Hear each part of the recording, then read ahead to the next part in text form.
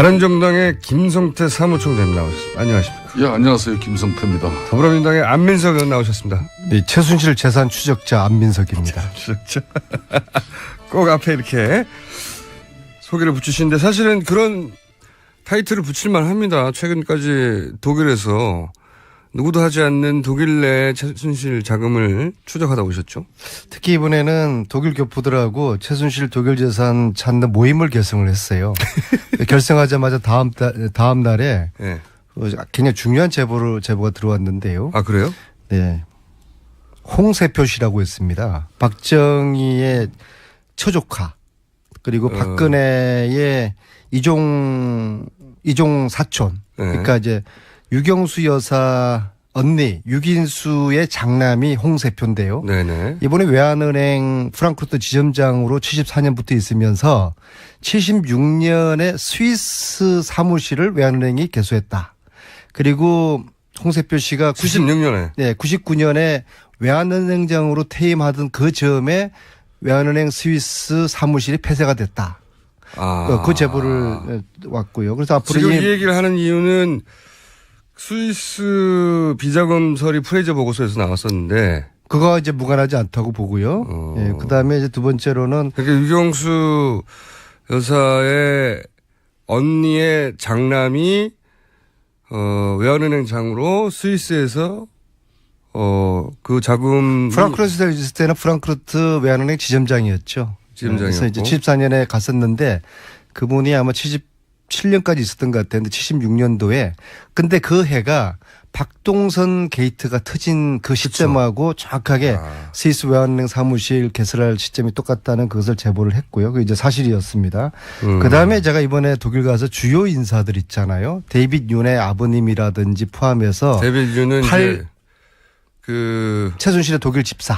네, 독일 집사로 의혹을 받은. 네. 네. 근데 아버지 의혹이 아니라 뭐 100% 맞고요. 그래서 8, 90년대에 정윤회, 최순실 또 박근혜가 독일을 왔다 갔다 하던 시절에 독일의 그들의 그 활동과 생활을 보살폈던 그런 지금 다 어르신들이 70대 이상 분들인데요. 네. 그분들을 만났는데 그중에 한 분이 정윤회, 최순실의 결혼이 95년도가 아니라 92년이었다라는 아주 굉장히 중요한 그 증언을 해 주셨어요. 그러니까 그래서 그동안 이제 퍼즐들을 다시 다 맞춰야 되는 그런 상황이 생겼고. 안민석 의원께서 지금 하신 그 발언 내용이 유튜브에 지금 엄청난 조회수를 보이고 있어요. 그러니까 그 말은 그러니까 정유라의 출생 문제까지 연결되어지는 그런 상당히 중요한 발언이 될 수도 있는데. 저는 정유라의 출생에는 발언 그 근본적인 그렇게 발언한 취지는 뭐죠? 저는 정유라의 출생 비밀이 있다면 그거는 전혀 관심이 없고요. 정윤의 최순실이가 95년이 아닌 92년에 결혼을 했다는 게 달라지는 사실이라고 그러면은 네. 그때부터 독일의 그 페이퍼 컴퍼니를 만들기 시작했거든요. 그래서 92년에 나타난 유벨이라는 최초의 페이퍼 컴퍼니가 최순실 씨가 지주로 있는 이 최초의 사람들이 페이퍼 컴퍼니입니다. 네. 최순실 정윤회와 함께 이름이 올라와 있죠. 네. 이 사람들이 결혼도 하지 않은 상태에서 어떻게 이렇게 같이 회사를 만들었을까. 그 관계가 의심스러웠는데 만약에 92년 겨울이라고 증언을 들었거든요.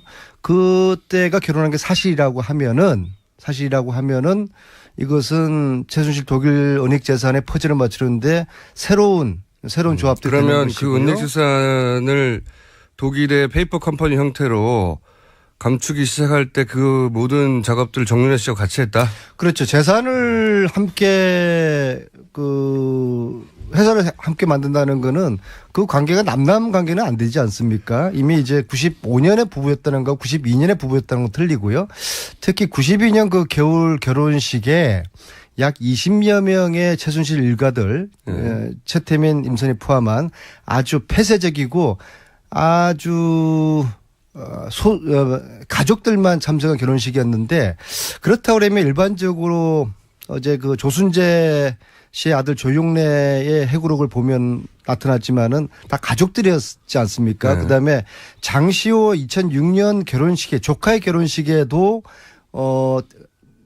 커트칼 테러 당한 상태에서도 박근혜 의원이 그 결혼식까지 갔는데 최순실의 2012년 결혼식장에는 박근혜 92년. 예, 박근혜 대통령이 당시는 야인이었지만은 예. 박근혜 대통령이 없었다라는 것이 이분의 정언인데 92년에 결혼 그리고 그 결혼식에 박근혜 대통령이 참석하지 않았다는 이런 것들은 전체적인 90년대 그들 관계에서 좀 새로운 퍼즐들을 만들어야 되는 그런 걸 암시하는 거죠. 그래서 말이에요. 이 부분이 지금 아주 중요한 부분인데 예. 지금 안민석 의원의 저 발언과 저런 취지에 따라서 예.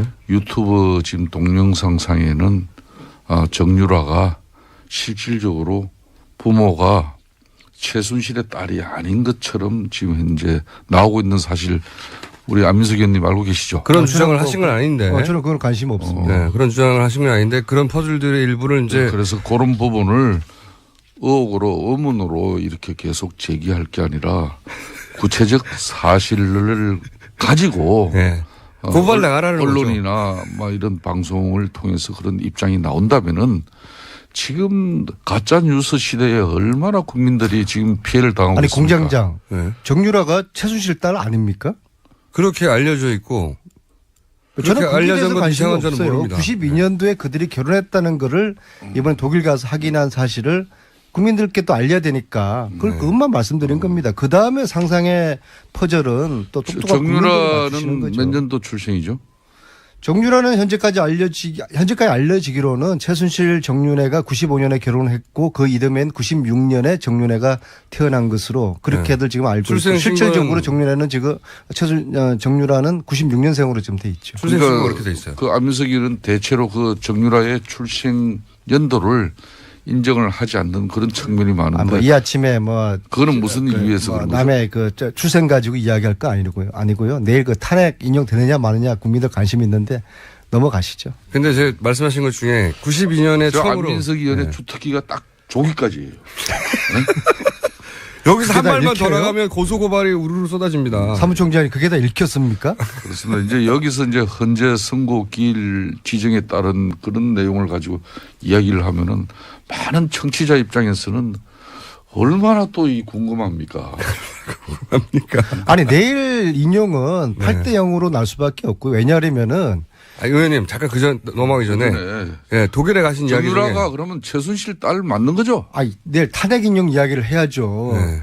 두 분이 서로 보내시려고 그러는 것 같은데 자 저도 사실 그건 궁금하지 않고 제가 궁금한 건 92년도에 처음으로 페이퍼 컴퍼니 만들잖아요.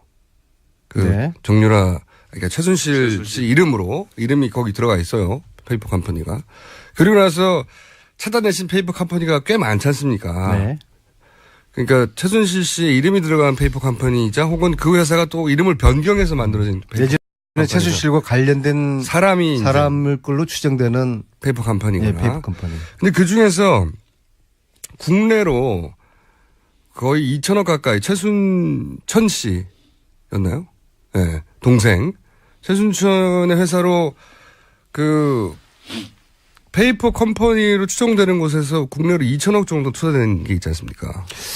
그 퍼펙트 인베스트먼트라는 네덜란드 회사가 홍콩을 통해서 최근에 2천억이 서동범 최순천의 남편이 운영하는 그 회사는 그 아동복 유명한 회사죠. 그게 알려져 있는 회사인데 그게 2천억을 투자받았어요. 2천억이 이제 들어왔는데요.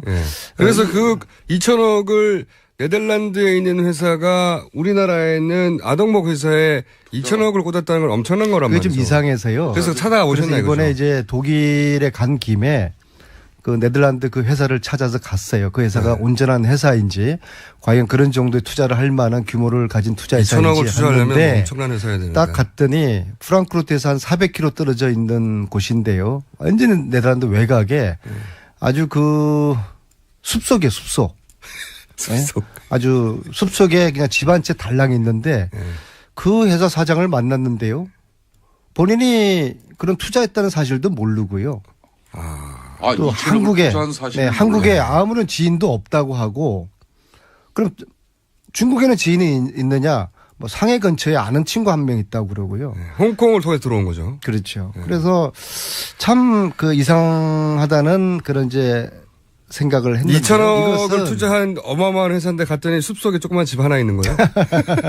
근데 이 돈들이 어떻게 형성됐을까? 여러 가지 이제 그 의심스러운 정황들이 있는데 결국에는 저희들이 그 주진우 기자랑 같이 갔는데요. 저희들이 수사권이 없지 않습니까? 네. 그래서 특검법을 만들어서 70년대부터 최순실 재산을 추적을 하는 그런 조사위원회를 만들어서 수사권을 주고 그래서 거기서 발견되는 불법 은닉 재산들이 있으면은 한 푼도 남김없이 몰수하는 최순실 재산 몰수법이 필요한 것이고 이 최순실 재산을 몰수하겠다는 후보를 저는 지지할 것입니다.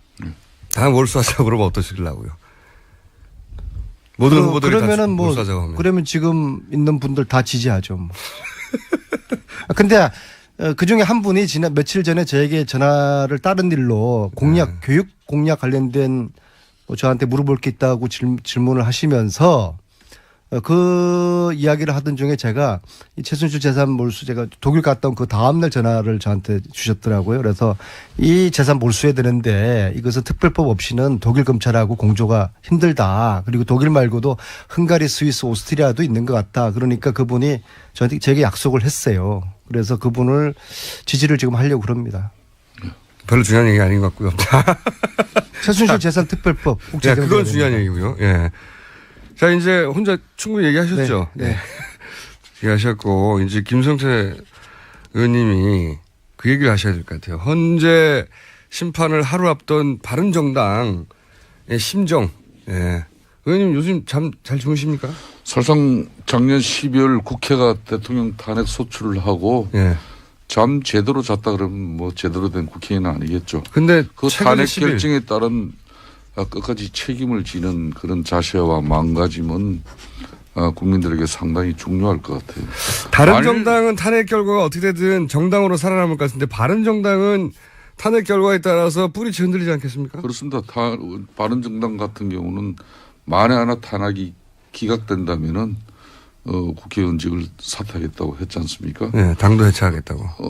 응분에 또 책임을 져야 되는 것이고 그런 측면에서 어떠한 경우라도 헌재의 결정은 존중되어져야 되는 것이고 그런 측면에서 헌재는 국민이 부여한 국가 권력을 가지고 박근혜 대통령이 과연 국가와 국민을 위해서만 그 권력을 썼는지 아니면 최순실 일가들을 위한 사익 편취를 위해서 대통령이 그 국가 권력을 일부 잘못 쓴 부분이 있는지 그것만 판단되어진다면은 예. 이 문제는 상식선에서 다 끝날 일이죠. 표준 답변이고 실제 바른정당의 분위기는 어떻습니까? 불안에 떨고 있나요? 불안에 떨기보다는 지금 헌재 결정 이후에 뭐 시청 광장이 지금 현재 촛불과 태극기 뭐 대한민국이 사실상 두 동강 난 이 암담한 세상을 8대 이동광이라고 해주세요. 네. 이 암담한 세상을 치유하고 바로잡아 나가기 위해서는 이제는 정치 권력들이 특히 여의도가 이제 바로 조기 대선 전국으로 가지 않습니까? 대선으로 가기 때문에 더 이상 국민 분열 그리고 전국을 안정시키는데 바른정당은 모든 역할을 다 해요. 아니 그런 거 말고요. 뭐 이야기 듣고 싶어요. 아니 그런 거 말고 그러면 의원님을 국한해서 의원님 요즘 잠 잘 주무세요? 요즘 저는 하루에 잠 서너 시간 이상 자본 역사가 없습니다. 왜 불안해서 일찍 계시는 겁니까? 일국의 대통령을 탄핵하는 문제를 가지고 국회에서 그러면은 책임지지 못할 탄핵을 뭐 시류에 따라서 우리가 결정한 것도 아니기 때문에 이거는 헌재 이 결정이 나기 전까지는 저는 제대로 밤잠을 이루는 사람이 비정상이라고 봅니다. 오늘 아침에 어제 이현 의원도 불안하다고 그러시던데. 사무총장님 얼굴을 보니까 뭔가 내일 탄핵 앞두고 겁에 질려 있는 그런 표정이신데 절대로 겁먹을 필요가 없어요. 내일 분명히 8대0 전원일치 결정이 될 겁니다. 왜냐하면은 우리가 지금 이게 촛불과 태극기 그런 대결로 보고 있는데 그것은 박근혜 대통령이 그런 프레임을 짠 것이고 실질적으로 이거는 정의와 불의의 대결이고 반칙과 상식의 원칙과 반칙의 대결이고 상식과 몰상식의 대결이고 그걸 또 못 외우셔가지고 그걸 읽으시면 어떡합니까? 헌법과 법률에 위반한 무능한 통치자를 내일 혼자가 심판하게 될 겁니다. 겁니다. 안민석께서는 그냥 뭐 겁에 질리니 뭐 이런 표현은 그냥 겁먹지 마세요. 원고를 겁먹지 안 마세요. 보고도 잘하는데. 네. 겁먹지 마세요. 별 어려운 문장도 아니구만. 정의와 불의, 원칙과 반칙, 상식과 몰상식. 이런 이야기를 하시죠. 왜 이게 쉬운 8대 0으로 하여튼 전원 자유민주주의를 일치 결정이 날 겁니다. 수호하고 법치주의를 존중하는 우리 바른정당은 어떤 경우에도 겁먹을 일도 없고 만에 하나 그렇다면은 거기에 따른 책임지면 되는 것이에요. 네, 그렇게 간단한 이유 왜 잠을 그리고 못 주무시고 계세요? 근데. 국회가 잘못되면 국회가 해산돼야 될 상황이 오는 거 아닙니까? 근데 거기에서 더불어민주당은 뭐 자유로워요? 그거 저희들 아니잖아요. 겁먹지 않아요. 그러니까 이 탄핵 결정에 관한 부분 국회가 이 탄핵 소추 결정을 한 부분에 대해서는 어떤 행태로든지 책임을 져야죠. 그 책임에서 저는 어느 누구도 자유로워질 이유가 없고 지금 그러면은 어떻게 됐든 그 시청광장의 도동강단 이런 8대2 동강이라고 해주세요. 8대2 뭐 동강. 8대2든 뭐 하여튼 이 도동강단 이 상처를 보고 밤잠을 제대로 이룰 수 있다는 것은 그건 정상이 아니죠. 정치인으로서. 어쨌든 이혜원 의원도 어제 갑자기 불안해졌다고 하시고 불안한 건 당연한 거죠. 그 그러니까 결과가 너무 큰. 선동과 폭력을 지금 획책하고 또 불복의 빌미를 만들기 위해서 많은 세력들이 지금 움직이고 있지 않습니까? 그런 세력들의 상식적이지 못한 그런 행동을 볼 때 문제는 헌재 결정 이후에 과연 대한민국 어떻게 해야 될 것인가 그걸 고민하는 거죠. 사실 지난 연말에 박근혜 대통령이 본인의 국정농단을 사죄하고 하야했더라고 그러면은 지금과 같은 이렇게 국론 분열의 상황은 나지 않았을 텐데 저는 국정농단만큼이나 더 중한 것이 더 심각한 지금 행위를 박근혜 대통령이 저지르고 있는 것이 바로 이 국론 분열이라고 봅니다. 이 국론 분열은 태극기와 촛불의 이 싸움을 박근혜 대통령이 조장하고 태극기의 촛불 이 전쟁의 프레임을 만들었거든요. 이것은 대단히 참 잘못된 대통령으로서 그래서 국민들이 여론조사에 보면 지금 80%가 대통령의 80%가 대통령의 사법 처리를 지금 요구하는 거 아닙니까? 그만큼 국민들의 이 분노에 더 불을 질러 놓음으로써 이 태극기와 촛불 이 싸움을 대통령이 부추겼다고 저는 보고 있습니다. 사실상 작년 12월 국회에서 국회의원 234명이 또 국민 여론 80%가 네. 압도적인 대통령의 탄핵 입장을 가진 거 아니겠습니까? 여론조사가 아무리 지나도 75% 이하로 안 내려가고 그렇죠. 있습니다. 네. 그런데 어제 자유한국당의 이런 국정농단 세력이 탄원서 제출 쇼를 했단 말이에요. 이거는 한마디로 자신들의 어떤 생명 연장의 어떤 꿈을 버리지 못했기 때문에 그런 행위가 나오는 거예요. 네. 그 말은 대통령이 탄핵되더라도 자신들만큼은 살려줄 이 지지자들. 이 사람들은 뭔가 큰 혼돈을 갖고 있어요. 만약에 태극기 세력들은 오로지 자신들을 지켜줄 가장 큰 힘이다. 그렇기 때문에 그들을 위한 한마디로 정치 행위를 해야 된다. 그러니까 어제 그런 또 행동이 나오는 건데 이런 행동들은 한마디로 삼파극에 불과한 것이고 좀 전에 안민석 의원 말씀처럼 심파극 아닙니까? 예, 심파극. 심파극이죠. 삼파. 삼파극은 예, 심파극입니다. 예, 산부인과에서는 할 수 있는데. 예, 그러니까 이 박근혜 대통령께서 이 탄핵 정국을 맞이한 대통령의 입장으로서 사실상 왜 끝까지 당적을 유지하려고 하는지 저는 아직도 그게 의아스러워요. 만약에 탄핵이 인용이 되면 바른정당 지지율이 확 올라가고 자유한국당 지지는 떨어질 거라고 그렇게 예상하고 계십니까? 저는 탄핵이 인용 결정되더라도 바른정당이 탄핵됐기 때문에 지도가 팍 올라간 그런 요행도 바라지 않습니다.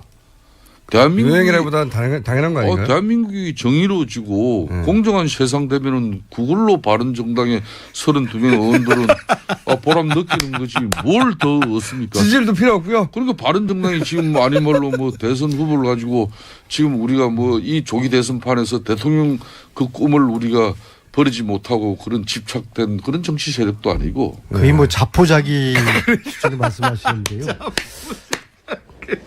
지지율이 너무 안 나오다 보니까 대통령을 포함한 국정농단 세력들이 네. 인용에 대한 그런 예측을 할 겁니다. 그럼에도 불구하고 그 결과를 수용하지 않음으로써 지지자들을 계속적으로 묶어두려고 하는 그런 전략적인 의도를 거겠죠. 가지고 예. 계속 지금 이런 헛소리들을 하고 있다고 저는 보고 있어요. 그 김성태 의원님 말씀을 들어보면 바른정당은 이번 대선을 사실상 거의 손 놨다고 이렇게. 손 놓기보다는 저는 그래요. 어떤 경우에든 보수 정치 세력들은 이번 조기 대선판에서 국민들에게 다시 보수 정권을 재창출해달라고 이렇게 호소하고 우리들이 요구하기에는 염치가 없다. 원죄가 있는 사람들입니다.